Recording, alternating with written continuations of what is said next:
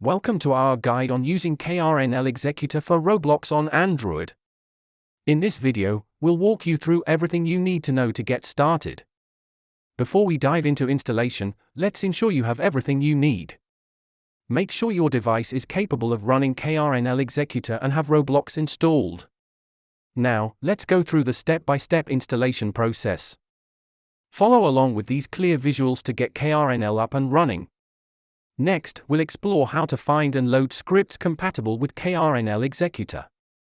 Stick around for some useful resources. Navigating the KRNL interface is simple. Let's take a look at its features designed for easy access. Once you've loaded your scripts, executing them is just a click away. Here's how to do it. Encountering issues? Don't worry. Here are some common troubleshooting tips to help you get back on track. Safety first. Here are some essential tips to keep in mind while using KRNL Executor to stay secure.